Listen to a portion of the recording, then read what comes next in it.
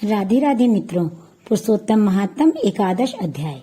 नारद जी बोले, हे महामुनि, इस कन्या ने बड़ा कठोर कर्म प्रारंभ किया जिसे मुनि लोग भी करने में कठिनता का अनुभव करते हैं।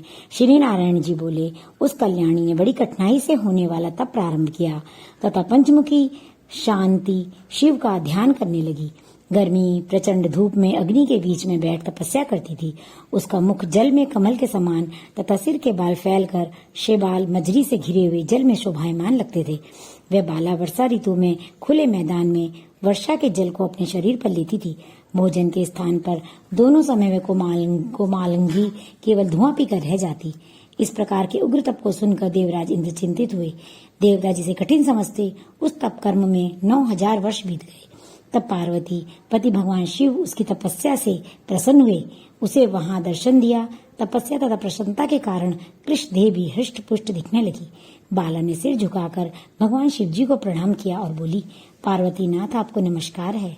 हे प्रभु, जो आपकी शरण में आश्रय लेती है वह घोर संसार समुद्र में डूबा हुआ भी तथा प्रत्येक अंग से तापित एवं पीड़ित भी हो और काल रूपी सर्प की भयानक दृष्टाओं के द्वारा पीड़ित भी हो, तब भी शरीर दुख से छूट जाता है। उस तपस्वी ने महादेव की प्रार्थना की। श्री कृष्ण बोले, उसकी प्रार्थना को सुन शिव बोले, हे भद्रे तपस्विनी, तुम दुखी मत हो। जो भी तुम्हारी मनोकामना हो वह हमसे मांग लो, मैं तुमसे प्रसन्न हूँ। राजन, इसको सुनकर वह कुमारी आनंद में डूब गई और सदाशिव से बोली, दीनानाथ, अगर आप प्रसन्न हैं तो मुझे पति की कामना है, पति दीजिए। तब बाला से शिव जी बोले, हे मुनिकन्ये, तुमने मेरे सामने अपने मुख से 5 बार पति शब्द कहा, इसलिए तेरे 5 पति होंगे और वे शूरवीर, धर्मों के ज्ञाता, साधु एवं संतों के समान रहने वाले, सत्य पराक्रमी, यज्ञकर्ता, गुणों से प्रसिद्ध, प्राप्त इंद्रियों को वश रखने वाले राजा होंगे। श्री कृष्ण बोले।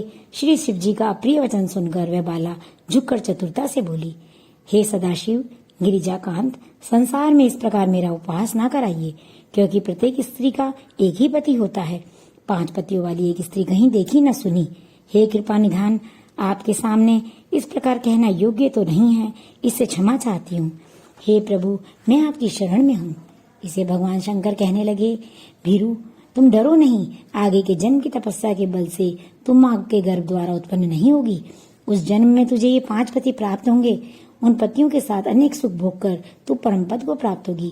पुरुषोत्तम मास भगवान का प्यारा महीना है, तूने उसका नियम पालन नहीं किया।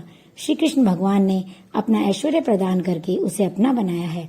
ब्रह्मादि देवता, नारद तथा मैं जिसकी आज्ञा पालन करते हैं, उनकी आज्ञा भला कौन टाल सकता है। हे ब्राह्मण पुत्री, इसी कारण तेरे 5 पति होंगे।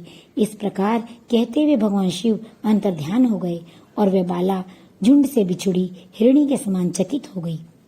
इति श्री वृद्धत्राद्य पुराणे पुरुषोत्तम महात्म्ये श्री नारायण संवादे शिव वाक्य नाम एकादश अध्याय संपूर्ण। राधे राधे।